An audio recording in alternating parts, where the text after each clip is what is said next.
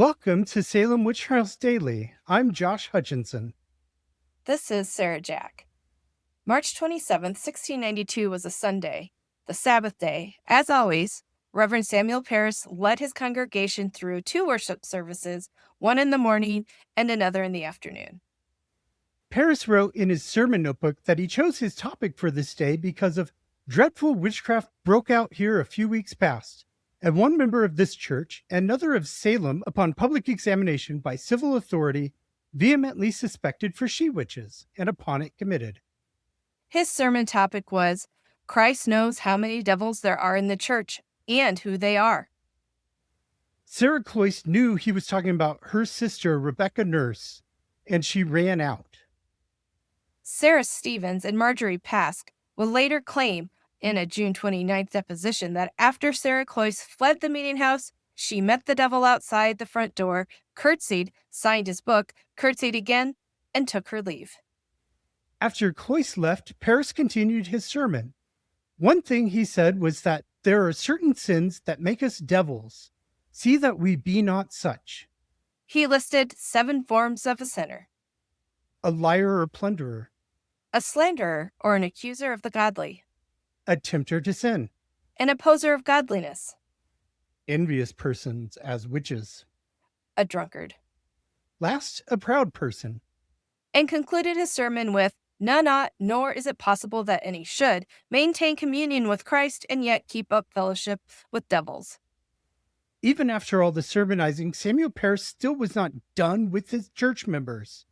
When worship was over, he dismissed non-members, as he would normally do on a sacrament Sunday like this, because only confessing members could come to the Lord's table.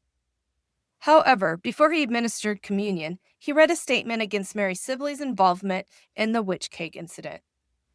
He said, "It is altogether undeniable that our great and blessed God, for wise and holy ends, hath suffered many persons in several families of this little village to be grievously vexed and tortured in body, and to be deeply tempted, endangering to the destruction of their souls.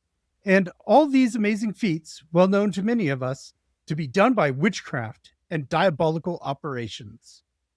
He said, it is also well known that when these calamities first began, which was in my own family, the affliction was several weeks before such hellish operations as witchcraft was suspected, nay, never break forth to any considerable light until diabolical means was used by making of a cake by my Indian man, who had his direction from our sister Mary Sibley, since which apparitions have been plenty, and exceeding much mischief hath followed. And by this means it seems the devil hath been raised among us, and his rage is vehement and terrible, and when he shall be allayed, silenced, the Lord only knows. But now that this our sister should be instrumental to such distress is a great grief to myself and our godly, honored, and reverend neighbors who have had the knowledge of it. Nevertheless, I do truly hope and believe that this our sister doth truly fear the Lord, and am well satisfied from her that what she did it ignorantly, from what she had heard of this nature from other ignorant or worse persons. He further recorded, yet we are in duty bound to protest against such actions as being indeed a going to the devil for help against the devil.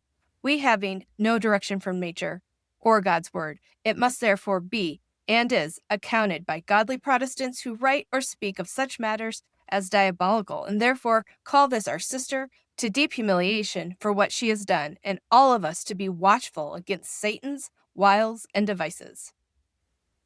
Therefore, as we in duty as a Church of Christ are deeply bound to protest against it, as most directly contrary to the gospel, yet inasmuch as this our sister did it in ignorance as she professeth, and we believe we can continue her in our holy fellowship upon her serious promise of future better advisedness and caution, and acknowledging that she is indeed sorrowful for her rashness herein,